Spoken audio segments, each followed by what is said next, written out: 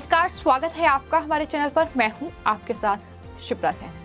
राष्ट्रपति चुनाव की तारीख का ऐलान हो चुका है और इसी के साथ साथ अब तमाम सियासी पार्टियां अब राष्ट्रपति की उम्मीदवारी को जीतने के लिए लगातार पुनः भाग कर रही हैं। तमाम सियासी पार्टियां गणित गठजोड़ में लगी हुई हैं और इसी कड़ी में आपको बता दें, लगातार ये सवाल बना हुआ है कि आखिर एनडीए का उम्मीदवार विजय हासिल करेगा या फिर विपक्ष जिस तरह से रणनीति तैयार कर रहा है वो एनडीए को मात देने में कामयाब हो पाएगा। लेकिन फिलहाल आपको बता दें, जो राजनीतिक समीकरण सामने आए हैं उसमें एनडीए बहुमत के बेहद करीब फिलहाल नजर आ रहा है। विपक्ष भी खुद को हालांकि मजबूत बता रहा है, लेकिन दोनों के पास फिलहाल पर्याप्त बहुमत नहीं है। तो ऐसे में जगन मोहन रेड्डी, नवीन पटनायक और केसीआर की भूमिका अहम हो जाती है और देखना दिलचस्प होगा कि आखिर एनडीए को किसका समर्थन मिलता है, क्योंकि इसके बिना यूपीए और एनडीए की राह आसान नहीं होगी। छोटे क्षेत्रीय दलों को साथ लाने की कवायद लगातार जारी है। जिस तरह से ममता बनर्जी ने विपक्षी दलों की मीटिंग बुलाई, लेकिन इस मीटिंग में जगन मोहन रेड्डी, नवीन पटनायक और केसीआर ने इस मीटिंग में आने से साफ इनकार कर दिया। तो ऐसे में देखना दिलचस्प होगा कि क्या इनका समर्थन एनडीए को मिलेगा। फिलहाल आपको बता दें, तमाम ऐसे राजनीतिक समीकरण सामने आ रहे हैं जिसमें ये साफ तौर पर कहा जा रहा है कि राष्ट्रपति चुनाव से पहले बीजेपी के पास अच्छे नंबर हैं और यही कारण है कि एनसीपी चीफ शरद पवार ने आम सहमति के उम्मीदवार के विपक्ष के प्रस्ताव को ठुकरा दिया, क्योंकि वो कभी भी प्रतिष्ठित लड़ाई हारते हुए नहीं दिखना चाहते। तो ऐसे में उनकी तरफ से साफ तौर पर इनकार कर दिया गया कि वो राष्ट्रपति के उम्मीदवार नहीं बनेंगे। ये साफ तौर पर ट्वीट करते हुए तमाम लोगों की ओर से जानकारी दी गई है। तो राष्ट्रपति चुनाव के लिए जो कुल वोट की संख्या है वो 10,79,206 है और ऐसे में एनडीए के पास 5,26,420 वोट हैं। इसके अलावा बात अगर यूपीए की जाए तो 2,59,882 वोट यूपीए के पास है। इसके अलावा अन्य जो अदर्स पार्टी हैं उनके पास 2,92,894 वोट हैं और ऐसे में जीत के लिए जो वोट चाहिए वो 5,49,442 वोट चाहिए। तो ऐसे में एनडीए जो कि बहुमत से 13,000 वोट दूर है। तो ऐसे में सबकी जो निगाहें हैं वो तमाम छोटी पार्टियां जो हैं, क्षेत्रीय दल जो हैं उन पर टिकी हुई है और रेड्डी और पटनायक में से किसी एक का भी समर्थन मिला तो एनडीए इस चुनाव में जीत हासिल कर जाएगी। 2017 में इन दोनों ही पार्टियों ने एनडीए को अपना समर्थन दिया था और राष्ट्रपति रामनाथ कोविंद को चुना था। लेकिन अब देखना दिलचस्प होगा कि ओडिशा के मुख्यमंत्री नवीन पटनायक की क्या भूमिका इन चुनावों में रहती है। हालांकि ममता बनर्जी की ओर से जो मीटिंग बुलाई गई जिसमें कांग्रेस पार्टी भी शामिल हुई थी, उसमें नवीन पटनायक नहीं पहुंचे। उन्होंने साफ तौर पर इस मीटिंग में शामिल होने से इनकार कर दिया और ऐसे में बीजेपी के बड़े नेता अश्वनी वैष्णव को पटनायक से संपर्क साधने की जिम्मेदारी भी दी गई है, जो जानकारी सामने आ रही है। वहीं आपको यह भी बता दें कि आंध्र प्रदेश के मुख्यमंत्री जगन मोहन रेड्डी का साथ एनडीए को मिल सकता है, इस तरीके की खबरें सामने आ रही है। जगन मोहन रेड्डी की वाईएसआर कांग्रेस पार्टी के पास 40,000 से ज्यादा वोट है। फिलहाल खबर जो सामने आ रही है वो यही कि एनडीए के जो बड़े नेता हैं वो जगन मोहन रेड्डी के साथ संपर्क में हैं और एनडीए को रेड्डी का समर्थन मिल सकता है। हालांकि अभी तक इस पर जगन मोहन रेड्डी की तरफ से कोई ऑफिशियल जानकारी नहीं दी गई है। तो कई पार्टियां हैं, क्षेत्रीय दल हैं जिनके कई हजार वोट हैं, जहां एक तरफ नवीन पटनायक की पार्टी के जो हैं वो 30,000 से ज्यादा वोट हैं। तो ऐसे में जो आंध्र प्रदेश के मुख्यमंत्री हैं जगन मोहन रेड्डी, अगर उनका समर्थन एनडीए को मिलता है तो 40,000 से ज्यादा वोट हैं।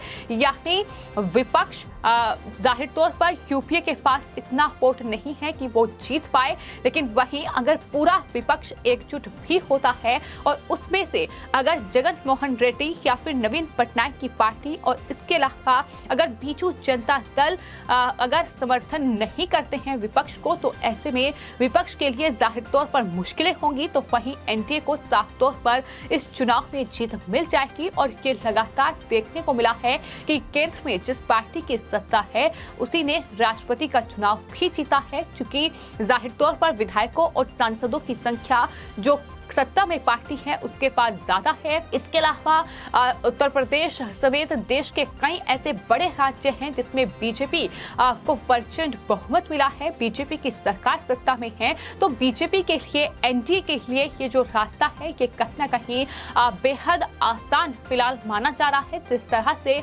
तमाम जो राजनीतिक समीकरण है वो फिलहाल देखने को मिल रहे हैं, जहां सिर्फ एनडीए बहुमत से 13,000 वोट दूर है। तो ऐसे में क्षेत्रीय दलों के संपर्क में है बीजेपी, खासतौर पर केंद्र के बड़े नेता जो लगातार इन क्षेत्रीय दलों को साधने की कोशिश कर रहे हैं। हालांकि अभी तक एनडीए की ओर से राष्ट्रपति उम्मीदवार की घोषणा नहीं की गई है, लेकिन वहीं लगातार विपक्ष की मीटिंग का दौर जारी है, जहां एक तरफ पश्चिम बंगाल की मुख्यमंत्री ममता बनर्जी ने विपक्षी नेताओं के साथ दिल्ली के कॉन्स्टिट्यूशन क्लब में एक मीटिंग की, जिसमें एनसीपी चीफ शरद पवार, अखिलेश यादव और तमाम जो विपक्ष के नेता थे, करीब माना जा रहा है कि 16 दल जो हैं वो उसमें शामिल हुए हैं। और इसके अलावा कई विपक्षी दलों ने इस मीटिंग में शामिल होने से ही साफ इनकार कर दिया। उनकी नाराजगी इस बात को लेकर है कि दरअसल विपक्ष में कई ऐसे वरिष्ठ नेता हैं जिन्हें तवज्जो दी जानी थी, लेकिन ममता बनर्जी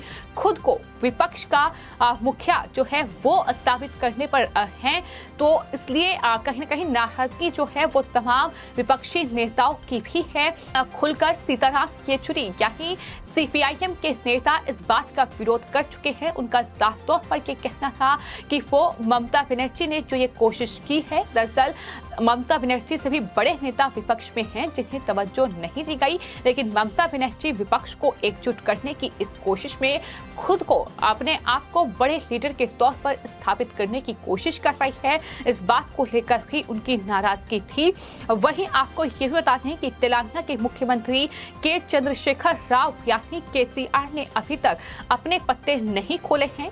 ये तय नहीं हुआ है कि केसीआर किसे समर्थन करेंगे। हालांकि अभी ये तय नहीं हुआ है कि केसीआर किसे समर्थन करेंगे। हालांकि जिस तरह गृह मंत्री तेलंगाना दौरे पर टीआरएस सरकार पर हमलावर हैं, उससे लगता है कि बीजेपी की राज छोटे दलों में टीआरएस को लेकर साथ चलने की राह से अलग है। यानी टीआरएस का समर्थन भले ही ना मिले, लेकिन इसके अलावा नवीन पटनायक की पार्टी और साथ ही बीजू जनता दल और आंध्र प्रदेश के मुख्यमंत्री जगन मोहन रेड्डी पर यानी वाईएसआर कांग्रेस पार्टी पर सबकी निगाहें टिकी हुई है। और एनडीए को कहीं न कहीं इस बात की संतुष्टि है कि बीजेपी अच्छे नंबर से इस चुनाव में पास होगी और उनका उम्मीदवार ही राष्ट्रपति चुनाव जीतेगा। तो फिलहाल आपको बता दें एनडीए की ओर से या फिर विपक्ष की ओर से अभी तक जो उम्मीदवार है उसकी घोषणा नहीं की गई है। तमाम नामों पर चर्चा तेज है।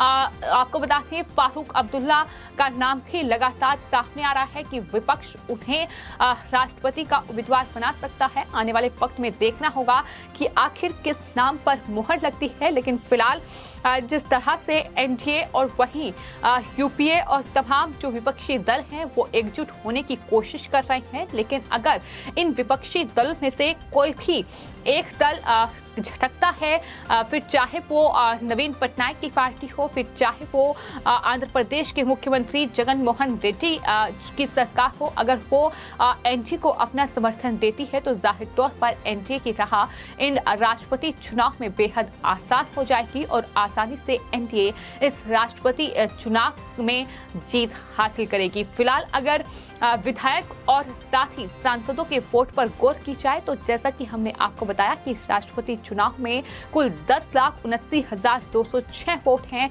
तो वहीं एनडीए के जो विधायक हैं उनकी जो वोट है वो 2,17,020 वोट है। तो वहीं जो सांसद हैं उनकी वोट 3,09,000 400 वोट है, जिसमें बीजेपी, जेडीयू, एआईएडीएमके ये पार्टी हैं जो कि एनडीए का हिस्सा हैं। इसके अलावा बात अगर यूपीए की जाए तो यूपीए के जो विधायकों की संख्या है वो 1,47,192 है। इसके अलावा अगर सांसदों का जिक्र किया जाए तो सांसदों की वोट 1,12,700 है। इसमें कांग्रेस, डीएमके, शिवसेना, आरजेडी और एनसीपी शामिल हैं। इसके अलावा जो तमाम विपक्षी पार्टियां हैं जिसमें टीएमसी है और साथ ही वाईएसआरसीपी है, बीजेडी है, समाजवादी पार्टी है, लेफ्ट है, तो इनकी जो विधायकों की संख्या है वो 1,78,094 है। इसके अलावा जो सांसदों की संख्या है वो 1,14,800 ये सांसद हैं जो कि विपक्षी दलों के हैं। और इस तरह से जो विधायकों की वोट है वो टोटल वोट 5,42,306 है। इसके अलावा सांसदों की जो वोट है वो 5,36,900 वोट है।